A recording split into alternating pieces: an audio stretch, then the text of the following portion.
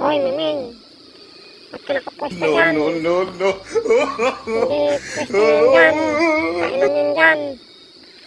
Ayan, kasi hinahanda na ng pagkain si Mrs. Kaya nakapwesto na kaagad si Miming. Nako, Miming, hindi sa inyo ito. Ayan na. Pahiga-higa pa si Miming. Hinaantay ng pagkain. Hindi naman sa kanya. Akala niya kanya. Di pa ako makain ang may-ari. Kaya pang aso. Oh.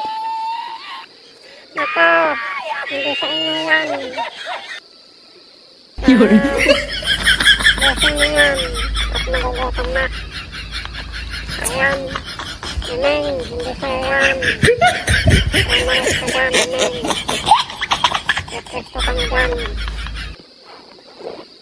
Oh, antay ka ng antay. Hindi naman sa'yo yan. Mamaya na. Kung may natira-tira.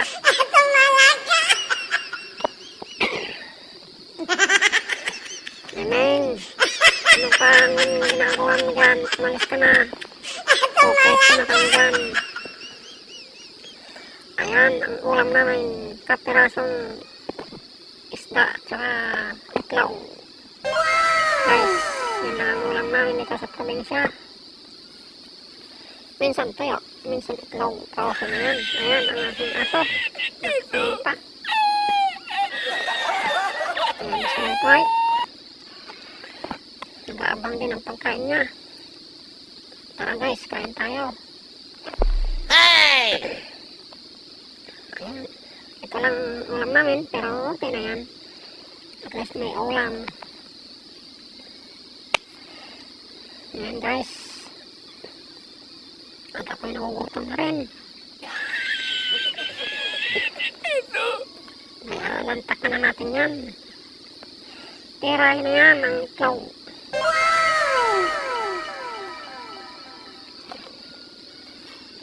Ayan guys.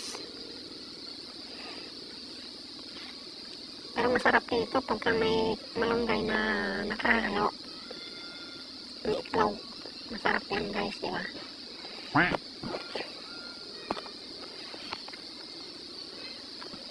Ayan guys. Kain muna kami guys.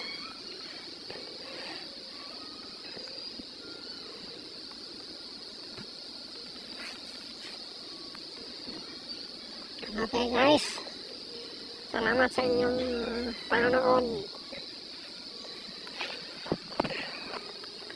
At huwag niyong kalimutan guys na mag-subscribe.